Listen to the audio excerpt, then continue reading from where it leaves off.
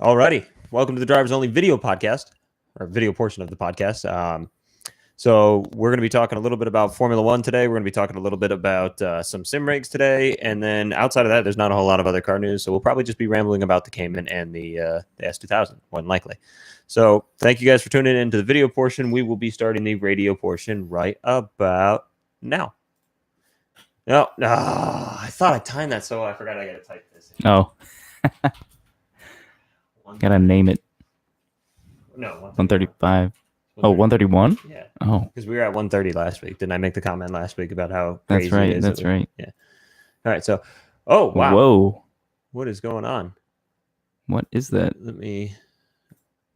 That's a screen I've never seen before. Adobe Audition's doing some of its own stuff here. Close that out. There we go. Just gonna ignore what that happened. Yeah. No, we're off to a solid start. This is a. I thought that looked a little weird. We should be good now. Nope. Target file location. Why do I have to put the file location? Should never have changed. I've never once. Unless moving that. Don't do that. Don't bring that up. Joe's been he installed a new hard drive, and hopefully that hasn't messed with anything. Nope. There we go. That's still a very different. All your presets must have changed. Oh, dear God, what has happened? And that's the mixer. Yeah, I've gathered that much. Son of a. File. Well, the people that are watching this live are in for some entertainment because I don't know Audition that well to the point where I can. There you go. That's probably no. Go back to classic. I feel your pain though.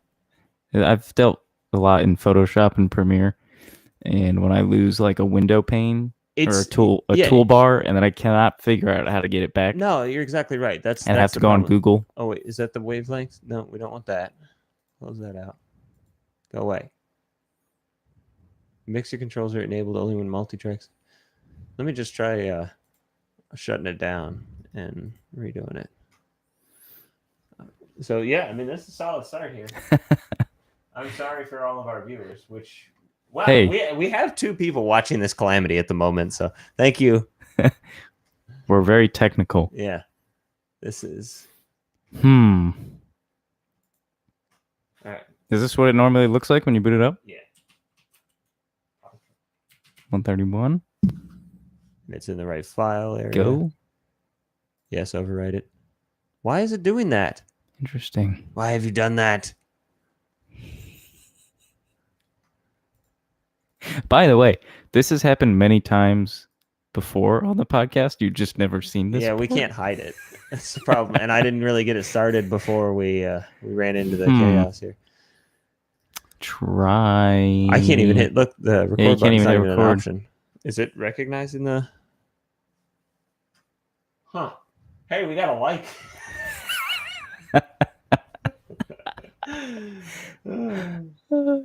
Me? I legitimately don't have any idea what's going on right now. Let me move this over here where I can not strain the hell out of my neck. So yeah, I guess we can't get anything too interesting until the podcast, but we could talk about the Bathurst 12-hour too, though. Oh yeah, we absolutely could. And the other thing is, you guys can write in questions to David, and David can answer questions. I can answer live questions, even though I can't see the questions currently. Well, Can you throw them up here? Yeah. Huzzah! There we go. It's like an infinite window. Yeah, it is. That's weird. Yeah. Where did Audition go? Just closed itself. Okay. Audition crashed.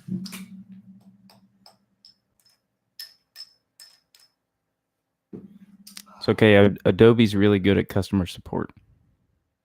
Are they?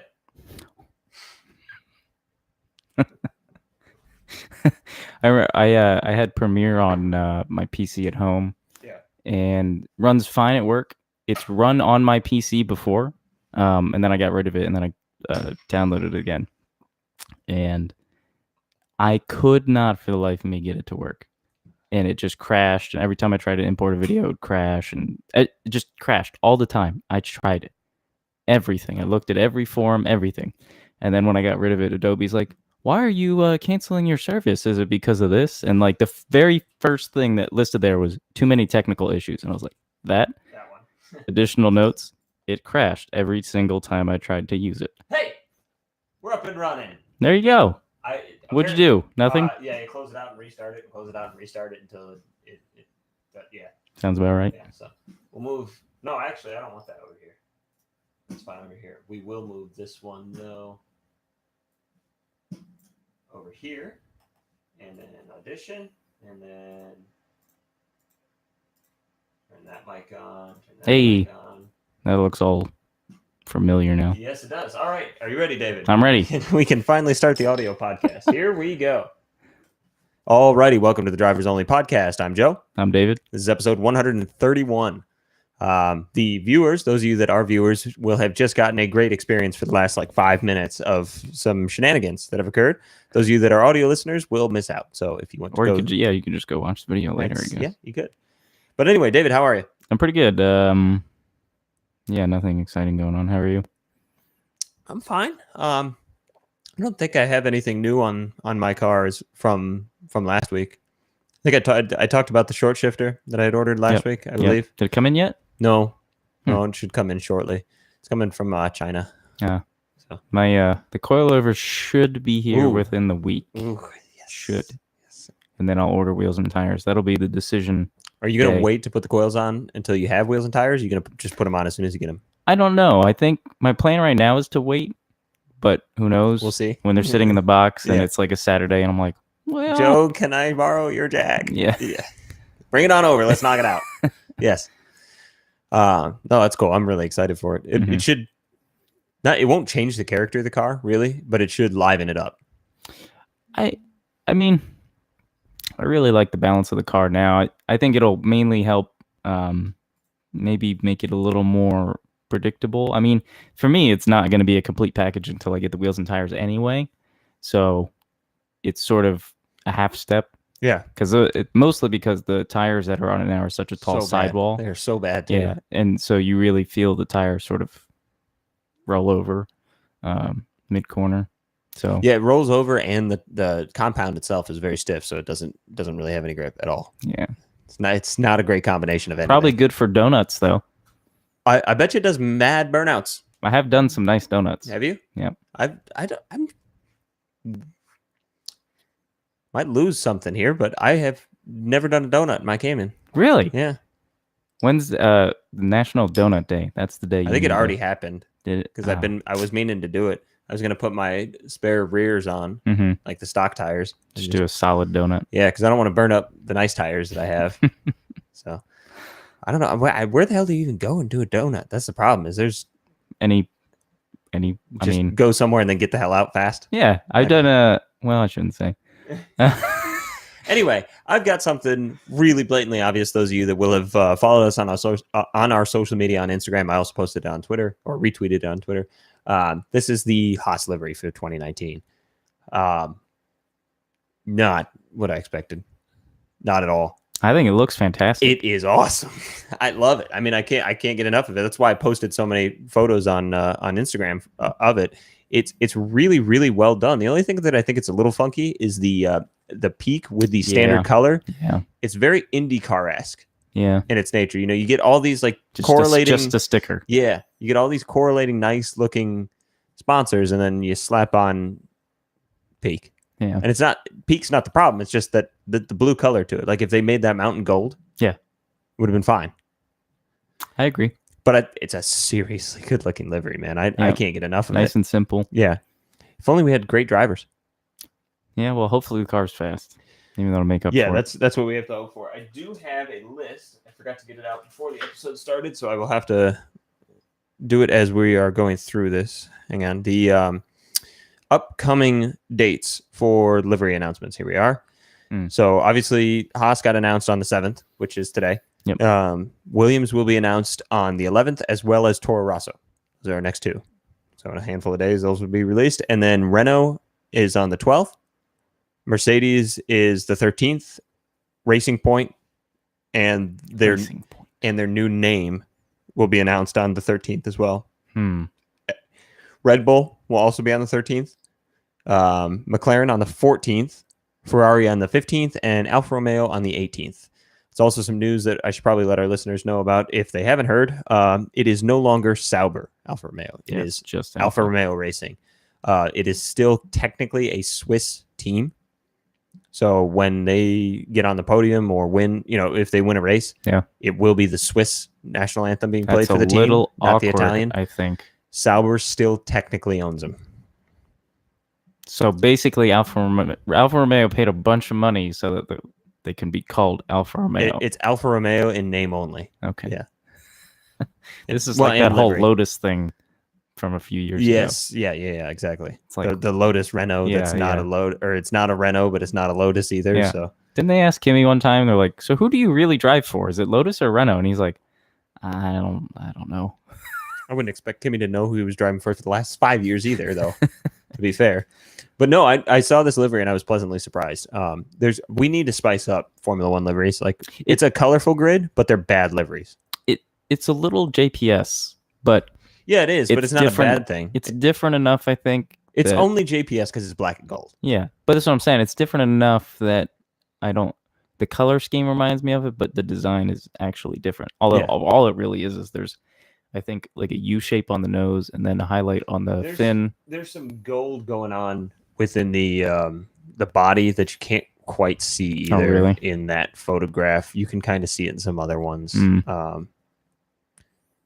They did do a black car with a black background, so that didn't help. But yeah, it's that one there. Yeah. So there's some more of the goldish yellow look to it. Looks good though. I mean, it'll look great out on track. It will, and that's the thing is, we really do need to start. That's interesting. So that's Rich Energy. Yeah, I don't know what Rich Energy is. We probably should have looked that up prior to starting the podcast. Look it up right now. Oh wait. Oh, appears to be an energy drink. Huh. Oh, that would have been a better livery. Why didn't they do that one? That looks like the same as their last livery, but with gold. That's better. Really? That's a lot better. I like the one they have now. Either way, it's cool nonetheless. I like seeing the black and gold back on the track. Like I was saying, is we've got a lot of color on the grid at the moment. With the pink Racing Point Force India. You can't say Racing Point seriously. No, you can't. It's not possible. No, absolutely not possible. But they're pink, and then Mercedes is silver, and that Red Bull livery is amazing. I think that's one of those probably a render, designs, isn't it? Yeah, it is a render. Whew. That is really well done, though. That is lovely. Unfortunately, our fans or viewers rather are getting.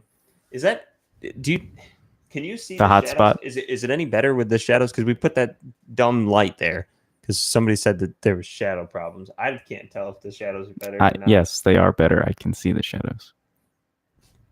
Yes. So keep it there. Is what you're saying. Yes. Okay. All right. Fine. But anyway, yeah. It's so we'll get to see a bunch of the new liveries coming out within the next week. And I am gonna talk to some of the other podcasts that we have discussed with previously, and see if we could do a preseason F1 preview kind of thing. Mm-hmm. So if we get something like that set up, we'll talk about the liveries. We'll talk about what we see in the teams as far as the driver lineups and whatnot go. So that's something that we're in the works of. But it's I'm happy to see the liveries are starting to come out. It's feeling like the season's right around the corner again, which is nice. Yeah. I can't remember offhand what the date of the first race is, but here you go. There's your previous 4 seasons at Haas. That's not exactly the same livery. No, that's not the correct livery. That may have been what they released as a rendering or something. But anyway, nonetheless, it's better. Yeah. Their 2017 one really wasn't bad with the gray. I forgot about that one. But I mean, what are you looking forward to the F1 season? Because you're a fair weather fan makes it sound derogatory, and it's not. Mm-hmm. But you're somebody that's not really willing to put an investment in Formula One if they're not going to put an investment in their product. Yeah, I don't really care much. I feel like I've said this a million times, but I care more about the manufacturers battling it out than I do the drivers or the racing. Right. So I'm not really that interested until we see what happens the first race, and if we actually have a battle between some manufacturers. Like I was excited by the Mercedes versus Ferrari battle, but right. I don't get particularly involved with live news every So what do you think the every odds day. of Honda and Red Bull teaming up to be an effective team? Because this is the first year. I mean, It seemed to is go. it just me, or is it going to be a either amazing success world championship, or they're going to be not where McLaren was necessarily, but maybe back towards Renault in the grid? I mean, Toro Rosso didn't seem to do as bad as we anticipated that they would. They were way down on power because they had detuned the engines to last. But I don't know. Maybe Honda's finally figured it out. You can only hope.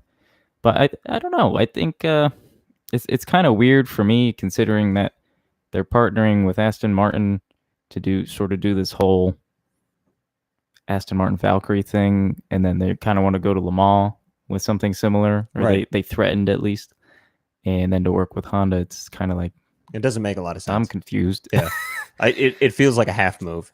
Yeah, Like let's wait and see where the regs are for 2021, and then we'll go with it. it could be, but it's sort of like how many times can you play that card until you finally say, you know what, we just need to race. I think we hear that a lot in Formula One. It's like towards the end of the season, at what point do you stop developing your current car and focus on next year's car? If you look at it that way every time the regulations change, then I think you'll never win a championship because the teams that are winning are making their car good right now, and they're going to learn things about aerodynamics. Yeah, their car gets progressively better as the year goes on. Yeah, they give up on it and start the next year. You can't go, we won't focus on that too much this year. We'll just sort of hang back, save some money, and then expect to re-enter, 2 years later, full force and be on the same page as those other teams who are constantly advancing. I don't think it works that way. No, I agree. I think you're correct in that. I mean, for me, the way I look at the season, it's going to be really hard to beat Lewis Hamilton. I don't care what's going on with anybody else's car; he's still fast. Yeah, and I don't see the Mercedes losing that much pace. No, nor do I. I really do have a kind of weird gut feeling that this Honda Red Bull team is going to be really good. Maybe. We thought that about McLaren, though, and it really backfired. So. Yeah, it did. And this, if there's a fault in the Red Bull Honda relationship outside of the engine, it's the driver lineup, because you've got two super young drivers. Yeah. Your B driver is a younger in Formula One but older man than your A driver. So it's an interesting dynamic. It could be a lot for Christian Horner to have to handle. Yeah, I mean... And Pierre Gasly's already come out and said, he's like, I'm not getting number 2'd. Okay. But the problem is, it's not necessarily that you're like, yeah, okay, fine. He can say that all he wants, but he'll get number 2. Yeah. It's, if he's going to go with that attitude, he's not going to get number 2 in his mind. So what kind of problems are we causing on the track now? Yeah. It's the constant struggle, I think, for these Formula One teams. It's, when you hire drivers, do you want somebody who's going to push the other, and they sort of have to compete for that number 1 spot? Or do you want somebody who's just a good number 2, gets you a lot of points, but doesn't get in the way? I don't know. I think I would lean more towards you just need a solid number 2, and then you need one fast driver. The key to a number 2 is somebody that can, or that won't lose the race when you cannot win it. Yeah. So if you're the number 1 driver, like, as much as Rosberg and Hamilton caused problems for each other, if the championship was close with Ferrari, they would not have been allowed to cause as many problems with each other as they did. Yeah. But I think Hamilton would have emerged as a clear number 1 in that situation. He might have, but the thing is, every single time Hamilton didn't win, Rosberg did. Yeah. It's not the same case with Bottas. Yeah. And there's a lot of people that go, well, Bottas is better number 2. No, is he? I mean, he's just slower. He's just there. Yeah. Yeah, no. And the thing with Rosberg is, in my opinion, he was clearly a number 2 simply because Hamilton consistently outqualified him and consistently won races over Rosberg. I mean, obviously won more races, won more championships, but Rosberg didn't have the pace, and so you have to look at it from a team's perspective and say he's faster than you. Tough. Like, yeah, I understand what you're saying. The only thing I would use as an argument against that is that Rosberg arguably has given Hamilton in equal or close enough to equal car the closest competition yeah, of any driver that's been on the grid since Hamilton's been winning his consecutive championships. Yeah. Vettel arguably had a better car this year arguably.